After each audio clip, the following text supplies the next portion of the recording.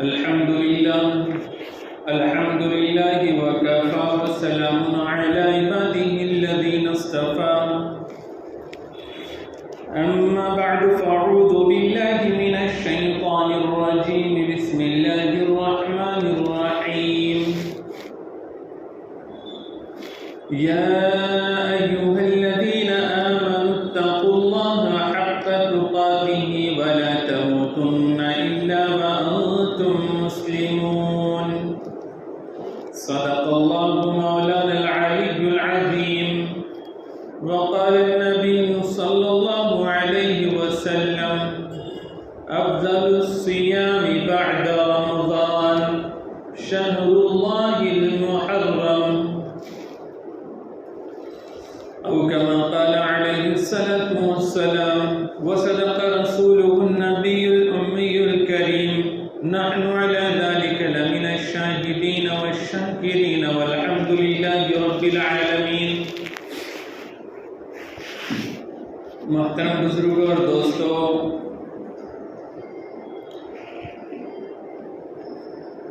اسلامی نئے سال کا پہلا مہینہ چل رہا ہے، یعنی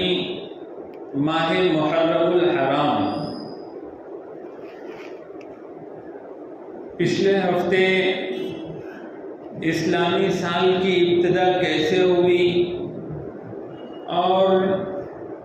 اس کا پہلا مہینہ محرم الحرام کیسے قرار پایا، پھر چند احکامات بتلائے گئے تھے. آج چند باتیں سمجھانی ہیں. پہلی بات تو یہ سمجھانی ہے کہ یہ نئے سال کی شروعات پر ہم لوگوں کو کیا فکر رکھنی چاہیے، کیا سوچ رکھنی چاہیے. ظاہر سی بات ہے کہ دیگر قومیں جو نئے سال کی شروعات پر جشن کرتی ہے، خوشیاں مناتی ہے، تو وہ قومیں ہیں جو کہ قیامت کے دن پر ایمان نہیں رکھتی. ان کو مرنے کے بعد جو زندگی شروع ہونے والی ہے اس زندگی پر ان کو یقین نہیں. وہ سمجھتے ہیں کہ جتنا ہم جی چکے بس یہی اصل زندگی ہے، جبکہ مسلمانوں کا عقیدہ اور ایمان ہوتا ہے کہ جو زندگی وہ جی رہے ہیں یہ زندگی اصل زندگی نہیں ہے، یہ تو امتحان والی زندگی اور بندگی پیش کرنے کے لیے دی ہوئی مہلت کے طور پر ایک زندگی ہے. اور جیسے ہی موت آتی ہے تو یہ موت کا آنا جس دن ہوتا ہے وہ دن اصل زندگی یعنی آخرت کی زندگی کا پہلا دن ہوتا ہے، اور وہاں سے اصل زندگی شروع ہوتی ہے. دنیا کی زندگی میں جو بھی کچھ موقع بالغ ہونے کے بعد سے ملا ہے تو یہ اس آخرت والی زندگی کو سنوارنے کے لیے ہے. اور مرنے کے بعد جو قبر کی گھاٹی ہے، اسی طرح سے میدان محشر کا برپا ہونا ہے، اور پھر جنت یا دوزخ کا فیصلہ ہونا ہے،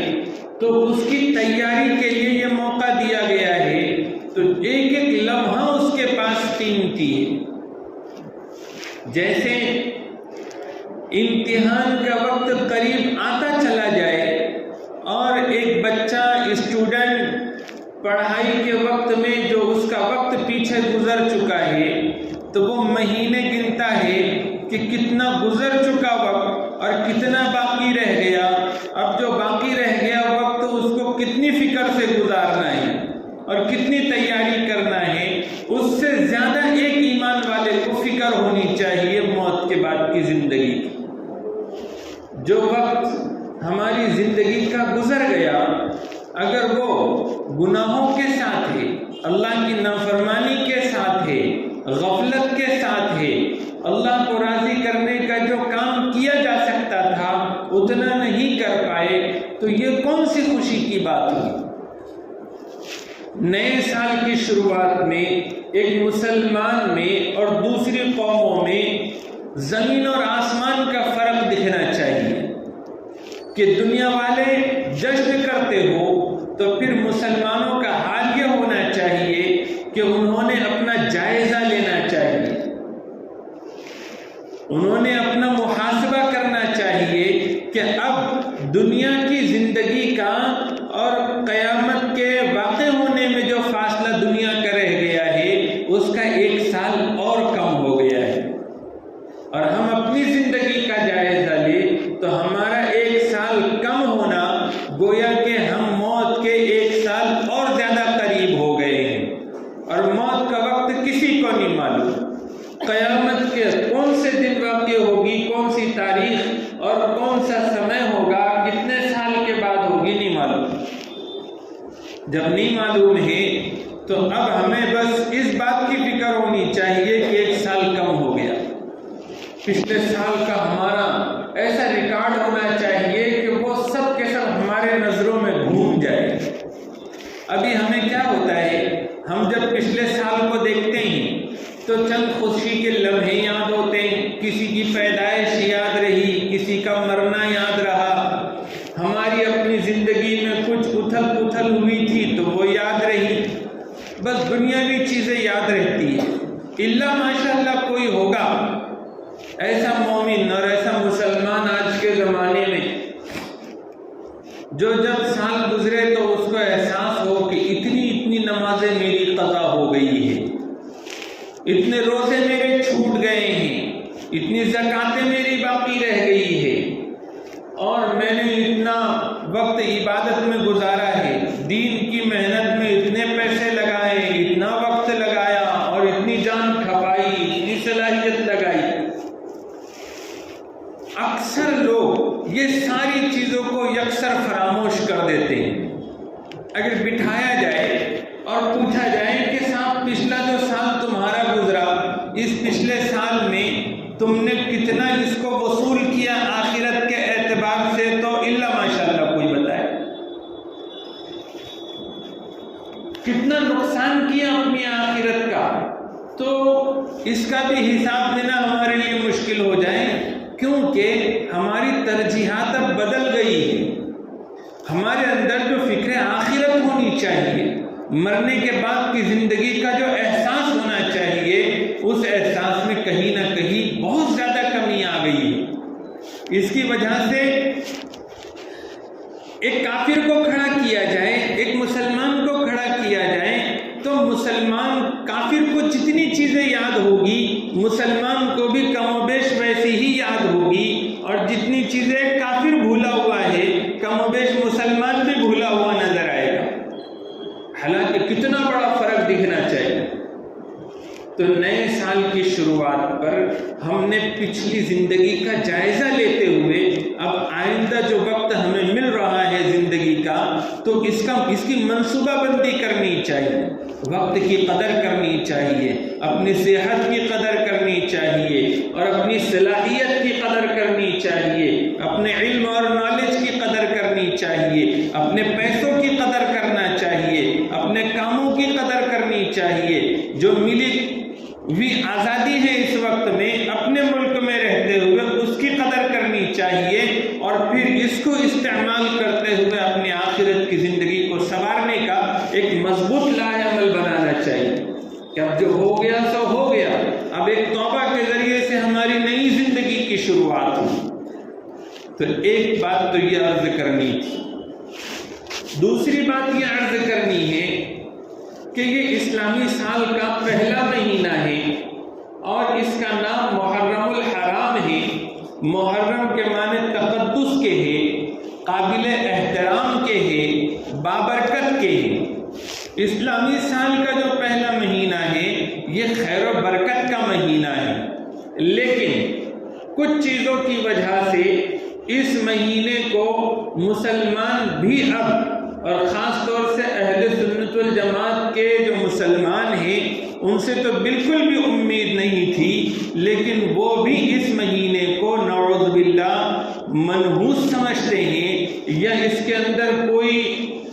اس کو غم اور ماتم کا مہینہ وہ سمجھتے ہیں، حالانکہ یہ مہینہ تاریخی لحاظ سے بھی بڑا فیض والا مہینہ، برکت والا مہینہ ہے۔ اس مہینے کی جو 10 تاریخ آتی ہے جس کو یوم عاشورہ کہتے ہیں، اس کی ایک تاریخی حیثیت ہے۔ تاریخی روایتوں کو دیکھیں تو اس سے بھی اس کی عظمت شان معلوم ہوتی۔ حضرت آدم علیہ السلام کا خمیر کا تیار ہونا،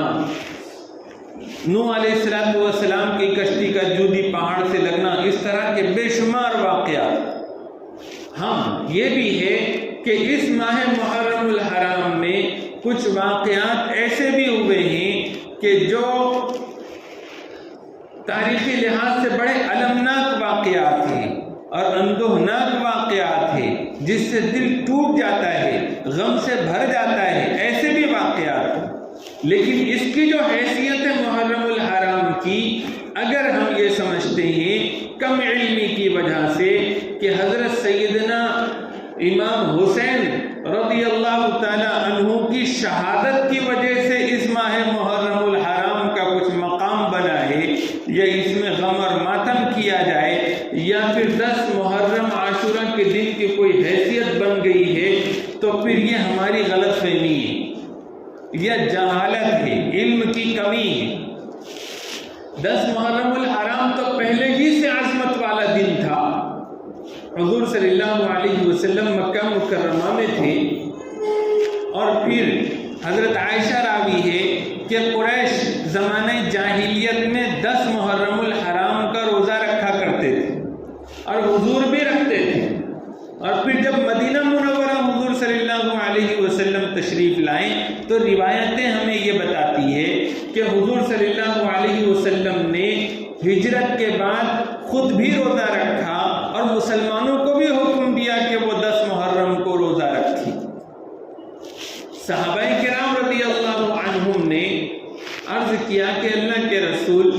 10 محرم الحرام کو یہودی اور نصرانی بھی تعظیم کا دن سمجھتے ہیں، عاشورہ کے دن کو۔ یعنی ان کے پوچھنے کا مطلب یہ تھا کہ ہم تو مسلمان ہیں، ہم یہودیوں اور نصرانیوں کی طرح سے کسی بھی اینگل سے دکھنا نہیں چاہتے، ہم ان سے ہر اعتبار سے تھوڑا الگ رہنا پسند کریں گے، کیونکہ وہ ملعون ہو گئے، گمراہ ہو گئے، اب ہم ان کے نقش قدم پہ نہیں چل سکتے، تو ان سے ایسا نہ ہو جائے کہ وہ بھی تعظیم کرتے تو ہم بھی تعظیم کرتے ہیں، سیم دکھائی دینے لگے، مشابہت ہو۔ تو حضور صلی اللہ علیہ وسلم نے ارشاد فرمایا کہ اگلے سال اگر موقع رہے گا تو میں اس کے ساتھ 90 محرم کا بھی روزہ رکھوں گا، یعنی محرم کی 9 تاریخ کا۔ اسی سے فقہائے کرام نے لکھا ہے کہ صرف 10 محرم کا روزہ نہیں رکھنا چاہیے، بلکہ اس کے ساتھ ایک دن پہلے کا اور ایک دن بعد کا بھی رکھنا چاہیے۔ اس کی فضیلت میں کہ اس صحابہ کرام نے جب پوچھا تھا تو حضور نے فرمایا تھا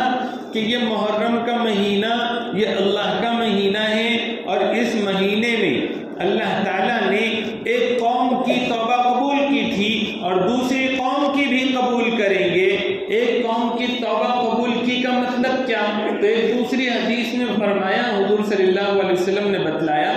کہ جب دیکھا کہ یہودی روزہ رکھتے ہیں 10 محرم کو، وجہ پوچھی تو انہوں نے کہا کہ اس دن بنی اسرائیل کو اور حضرت موسیٰ علیہ السلام کو فرعون سے نجات دی گئی تھی، تو اس کے شکرانے میں ہم روزہ رکھتے ہیں۔ تو حضور صلی اللہ علیہ وسلم نے فرمایا کہ حضرت موسیٰ علیہ السلام کے لیے تو ہم زیادہ حقدار ہیں کہ شکر ادا کریں۔ تو مراد یہ تھا کہ بنی اسرائیل کی توبہ قبول ہوئی تو امت مسلمہ کی بھی اس دن توبہ قبول ہوگی۔ یہ 10 محرم کے روزے کی فضیلت یہ سنائی کہ امید ہے، حضور نے فرمایا امید ہے کہ گزشتہ 1 سال کے گناہوں کا یہ روزہ کفارہ بن جائے۔ تو اس روزے کا خصوصی اہتمام ہونا چاہیے، اور اس بات کو سمجھنا چاہیے کہ حضور کے زمانے میں، حضور سے پہلے اور حضور کے بعد میں بھی 10 محرم الحرام عاشورہ کے دن کی بڑی اہمیت ہے، اور حضرت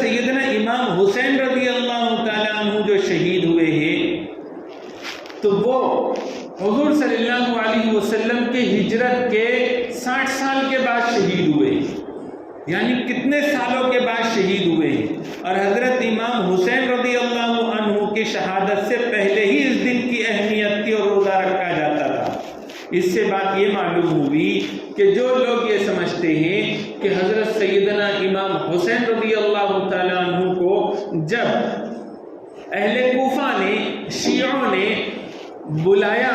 دھوکہ دیا، خطوط پہ خطوط بھیجے، بلایا، مدد کا وعدہ کیا، لیکن جب ابن زیاد کے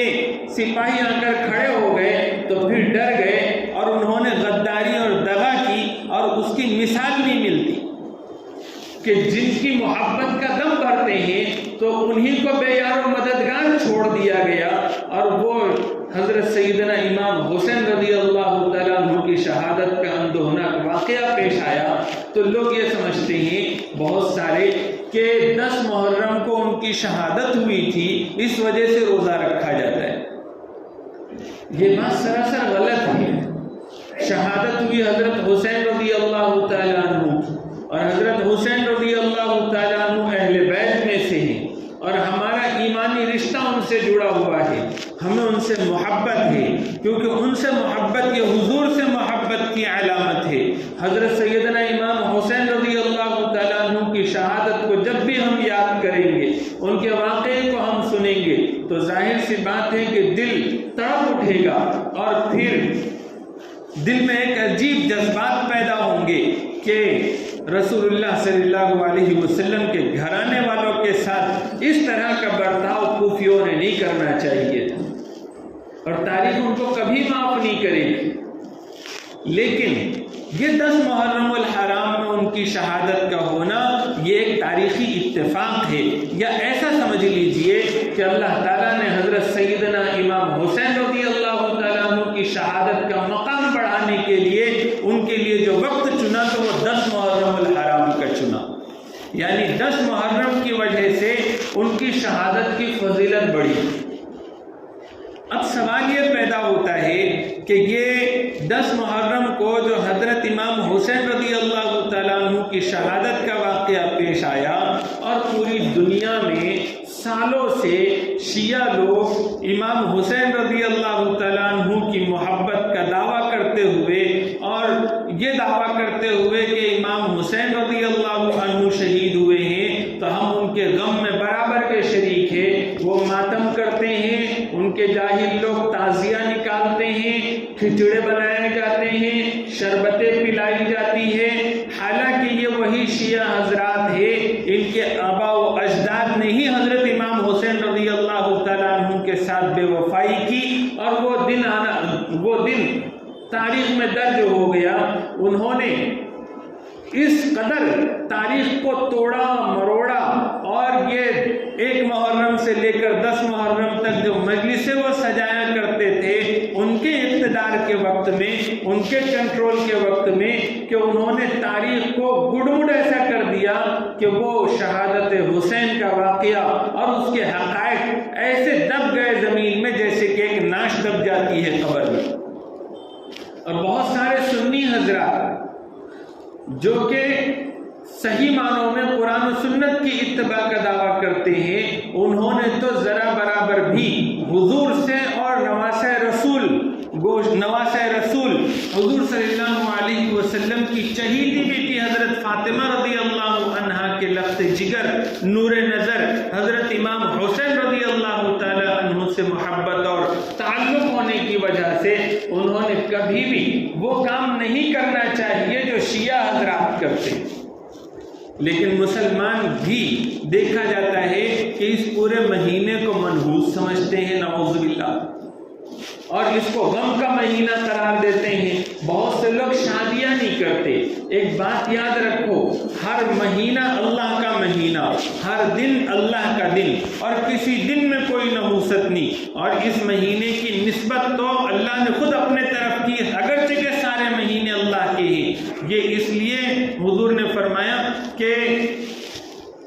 یہ محرم کا مہینہ یہ اللہ کا مہینہ ہے، یعنی اللہ کی طرف نسبت لگائی اس لیے تاکہ اس کی عظمت اور اہمیت مسلمانوں کی نظر میں رہے۔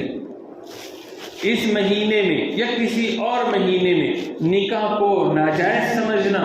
گناہ سمجھنا، جبکہ اللہ نے اور اس کے رسول نے اس کو گناہ نہیں بتایا، تو یہ عملاً اور اعتقاداً ایسا سمجھنے میں ایمان کا خطرہ ہے، کیونکہ جن چیزوں کو اللہ نے حلال کیا ہو اس چیز کو حرام کرنا، اور کسی چیز کو اللہ نے حرام کیا ہو اس کو حلال بنانا، یہ کفر ہے۔ اس مہینے میں بالکل یہ نہیں سمجھنا چاہیے کہ اس مہینے میں اگر کچھ نکاح ہوگا تو اس میں خیر و برکت نہیں رہے گی۔ تو آپ اندازہ کرو، حضور صلی اللہ علیہ وسلم کی لخت جگر، نور نظر حضرت فاطمہ رضی اللہ عنہا کا نکاح ہو رہا ہے، اور حضرت علی، سیدنا علی رضی اللہ تعالی عنہ سے ہو رہا ہے، اور حضور یہ شادی کرا رہے ہیں محرم الحرام میں۔ تو سب سے زیادہ برکتوں والی شادی، خیر و برکت والی، محبتوں والی شادی حضرت علی اور حضرت فاطمہ کی، کہ جب نکاح ہوتے ہیں ہمارے یہاں پر تو نکاح میں جب خطبہ دے دیا جاتا ہے تو اس کے بعد دعا میں کہا جاتا ہے کہ اللہ اس جوڑے میں ایسی محبت پیدا کیجئے جیسی محبت کے حضرت فاطمہ اور حضرت علی میں تھی۔ اگر محرم کے مہینے میں شادی ہونے سے بے برکتی ہوتی یا پھر جوڑے میں بناؤ نہیں ہوتا تو پھر ہونا تو یہ چاہیے کہ حضرت علی اور حضرت فاطمہ کی شادی یہ اچھی شادی نہیں ہوتی، لیکن کتنی کامیاب زندگی انہوں نے گزاری۔ تو یہ ایک غلط فہمی، اس کو دور کرنے کی ضرورت ہے۔ بہت سارے مسلمان شیعوں کو دیکھا دیکھی ان کے نقش قدم پر چلتے ہوئے ماتم کرتے ہیں، یا ماتم جہاں چلتے ہیں وہاں جا کے شریک ہوتے ہیں اور ایک طرح سے غم کا اظہار کرتے ہیں۔ تو اس طرح سے غم کا اظہار کرنا، سوگ کرنا، یہ جائز تھوڑی نہ ہے۔ ایک تو یہ شیعوں کا طریقہ ہے، حضور نے فرمایا کہ جس نے جس قوم کی مشابہت اختیار کی وہ انہی میں سے شمار ہوگا۔ تو کیا ہم شیعوں میں شمار ہونا چاہتے ہیں؟ اللہ ہم سب کی حفاظت کرے۔ پھر حضور صلی اللہ علیہ وسلم جو دین شریعت دے کر گئے ہیں، اس میں مردوں کے لیے تو سوگ کسی بھی صورت میں جائز نہیں، اور عورتوں کے لیے بھی جو صورت ہے سوگ کی، تو ایک شکل تو یہ ہے کہ کسی عورت کو اس کا شوہر طلاق بائن دے دے، تو اب 3 ماہواری تک یا حمل وضع ہونے تک، بچہ پیدا ہونے تک اگر وہ حمل سے ہیں تو اس وقت تک وہ سوگ کر سکتی، اس کو جائز ہے، بلکہ اس کے لیے حکم ہے سوگ کرنے کا۔ اسی طرح سے کسی کا شوہر انتقال کر گیا تو 4 مہینے 10 دن اس کو سوگ کرنے کی اجازت ہے۔ ایک خاتون ہے، اس کے متعلقین میں سے کسی کا انتقال ہوا تو 3 دن تک اس کو سوگ کرنے کی اجازت ہے، اور مرد کو کسی بھی صورت میں سوگ کرنے کی اجازت نہیں اور جائز نہیں۔ اور یہ جو سوگ ہوتا ہے اسلام میں جو جائز ہے تو وہ کیا ہے؟ وہ صرف یہ ہے کہ بلا ضرورت گھر سے باہر نہ نکلے اور بناؤ سنگار نہ کرے، سورما نہ لگائے، خوشبو نہ لگائے، یہ ہے۔ اس کے علاوہ کالے کپڑے پہننا، ماتم کرنا، چیخنا، سینہ پیٹنا، یہ کسی عورت کو بھی جائز نہیں۔ تو اب اس سے اندازہ کرو، یہ جو شیعہ لوگ اس طرح سے اپنے آپ کو دکھاتے ہیں کہ ہم لوگ حضرت حسین رضی اللہ تعالیٰ عنہ کی محبت میں بہت زیادہ گرفتار ہے، یہ بناوٹی چیز ہے، اور یہ ایک طرح سے ریاکاری ہے، یا پھر حقیقت کی طرف لوگوں کی نگاہ نہ جائے، اور پھر کہیں تاریخ میں ان شیعوں کو کوئی مجرم نہ گردانے تو وہ اپنی صفائی میں پیش کرنے والا یہ عمل ہے۔ اگر یہ سچ میں اسلامی عمل ہوتا، ذرا سوچو، حضرت سیدنا امام حسین رضی اللہ تعالیٰ عنہ یہ حضور صلی اللہ علیہ وسلم کے نواسے ہیں، جنت کے نوجوانوں کے سردار ہیں، ان کی فضیلت اپنی جگہ پر مسلم، دل میں صدمہ ہونا ایک لازمی چیز ہے، لیکن صرف یہی کے حد تک کیوں سوگ منایا جاتا ہے؟ ان سے افضل حضرت سیدنا امام علی رضی اللہ تعالیٰ عنہ ہے، جو چوتھے خلیفہ بھی ہے، حضور کے داماد بھی ہے، اہل بیت میں سے بھی، اور حضرت حسین سے افضل ہے۔ جب 17 رمضان المبارک کو ان کو شہید کر دیا گیا تو 17 رمضان المبارک کو یا رمضان کے مہینے میں شیعہ حضرات سوگ نہیں کرتے.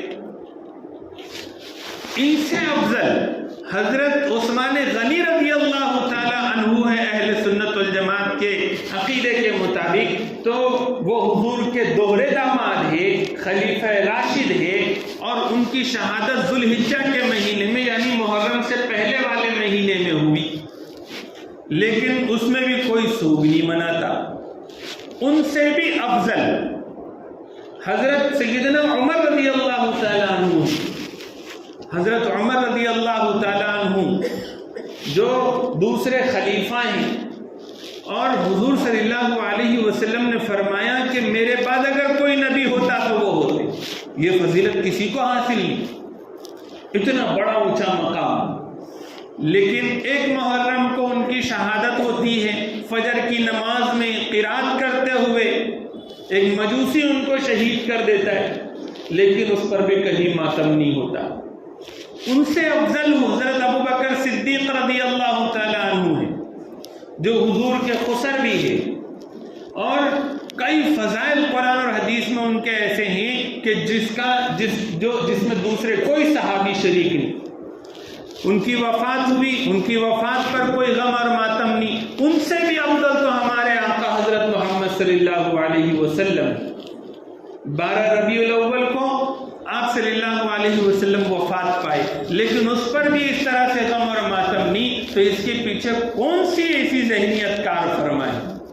ہم مسلمانوں کو، اہل سنت الجماعت کو اس سے حتی الامکان بچنے کی، بلکہ بالکلیہ بچنے کی کوشش کرنی چاہیے.